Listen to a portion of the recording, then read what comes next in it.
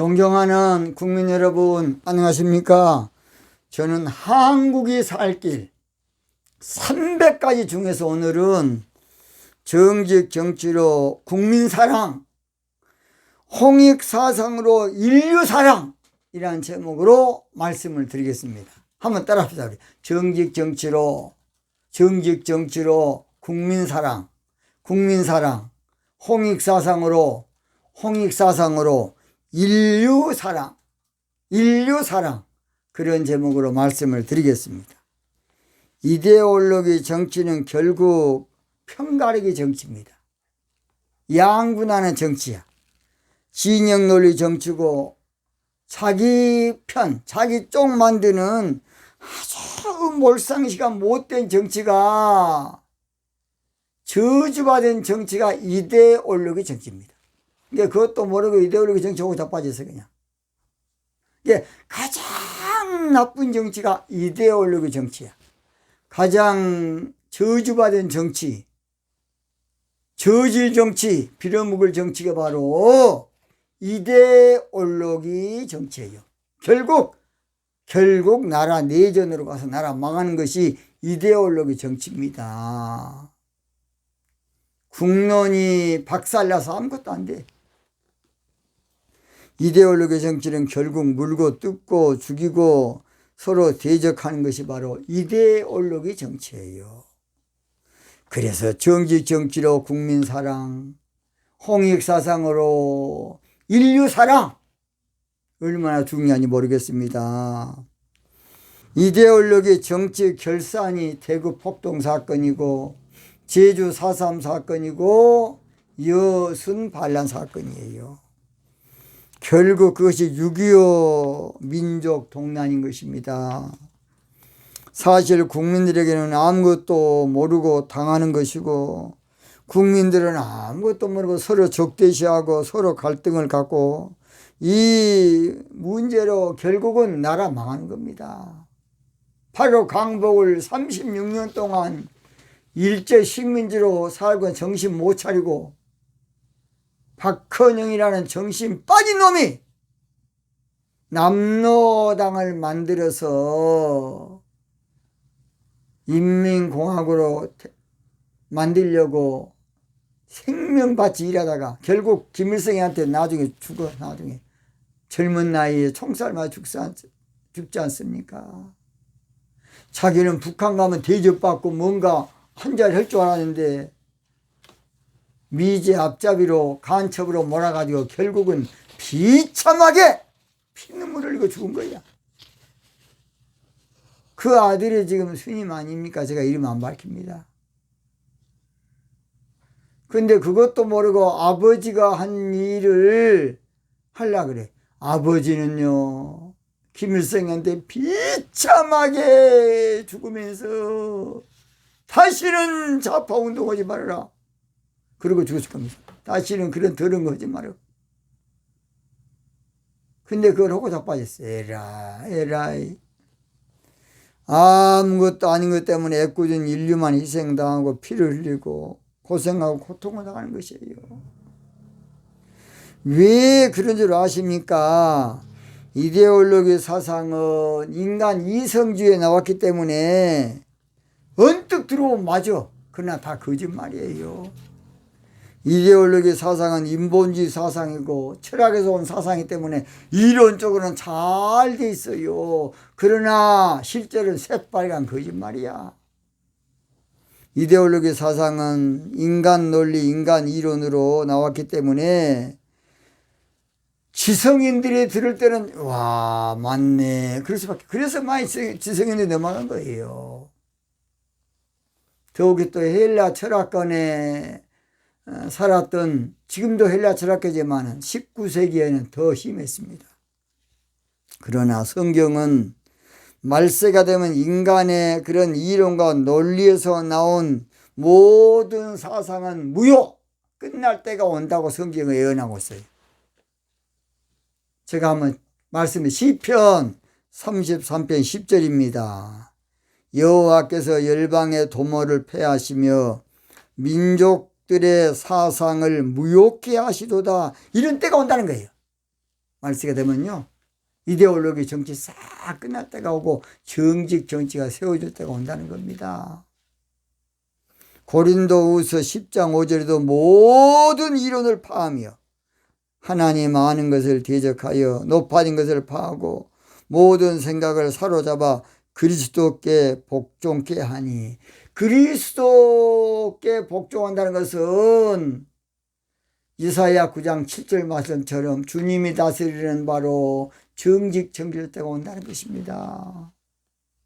이건 성경의 답입니다. 성경의 답. 그렇다면 하나님께로 나온 이론이 무엇이냐, 사상이 무엇이냐, 바로 몇 번째 하겠으면 그것이 바로 정직이란 거야. 정직. 바로 그 정직 정치를 아무도 몰랐는데 하나님의 마음에 합한 다윗이란 사람이요, 기도하다가 하나님께로부터 그걸 배운 거예요. 안 거예요. 그것이 바로 역대상 구약성경 29장 17절입니다. 다윗은 이 비밀을 죽기 전에 알았어. 그래서 이스라엘 백성을 다 모아놓고 솔로몬 왕을 세울 때에 이걸 말한 거야. 이 비밀을 말한 거야. 역대상 29장 17절. 자, 읽어볼게요.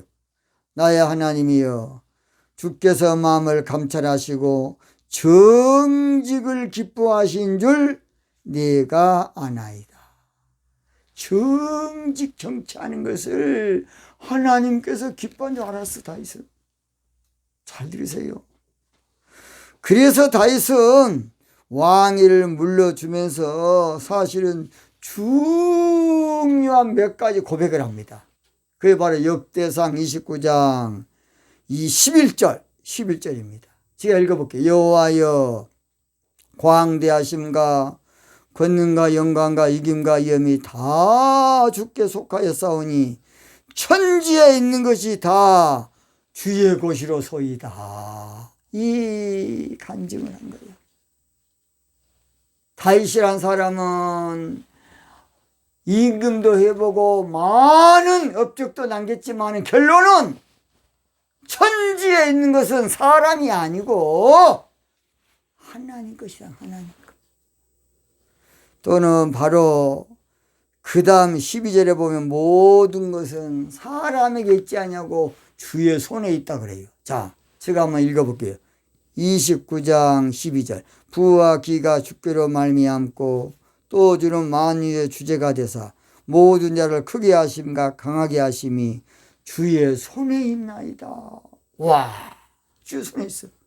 그 성경은요, 바로 왕을 세운 분도 하나님이에요. 바로 왕을 강팍하게 하신 분도 하나님의 성경 기록하고 있어요. 그러니까 우리들은 하나님은 막 좋은 임금만 세운 거 아니야. 나쁜 임금 세워가지고 버릇도 잡아. 고생도 좀 해야 될 때는. 이스라엘 백성들이 바로 임금 때문에 가나안 땅을 다시 갔지. 안 그러면 애굽에서 평생 살았을 겁니다. 근데 못된 놈을 통해서 악인은 악한 날에 하나님 또 쓰는 거야. 써. 그러니까 어떤 면에서는 뭐 원망 불평할 것도 없어요. 저는 이 말씀을 철저히 신뢰합니다. 그래서 다윗이 알았던 이 비밀을 아는, 기도 많이 하는 이스라엘 왕들은요, 모두 정직 정치했어요. 정직 정치. 솔로몬이 정직 정치했고, 열왕기상 3장 6절이죠. 또는 여호사밧 임금이 정직 정치했고, 아사 임금이 정직 정치했고, 히스기야 임금 등등이 정직하게 행했더라. 그럼 정직 정치했다고 그래. 왕이 정직하게 행했더라면 율법을 한 거 아니에요. 정직 정치했다 그런 말입니다. 그런데 세월이 거듭이 오면서 정직 정치 사상이 묻혀버렸던 것은 이스라엘이 망했지 않습니까? 망했어요. 결국 망했어. 그 정직 정치는 영적인 기도 많이 해야만 그것을 하는데 모르고 우상 섬기고 타락하다 보니까 잊어버린 거예요. 그러나 마지막 때 우리 하나님께서 홍익사상과 정직 정치로 전 세계를 새롭게 할 겁니다. 잘 들으세요. 모든 인류는 아무쪼록 이데올로기로 상대방을 죽여버리고 없애버리고 쳐내버리고 끝장내버리고 적폐청산하고 쓸어내버리다 되는 거 아니에요, 여러분. 우리나라 동양의 가장 못된 문화가요, 원수 갚는 문화예요. 원수 갚는 문화. 그러면 또 원수 갚는 문화나 나중에 또 원수가 생기는 거예요, 여러분. 그러니까 우리 예수님께서 칼을 쓰는 자는 칼로 망한다. 그것은 바로 우리 예수님의 말씀입니다. 그런데 되는 거 아니에요.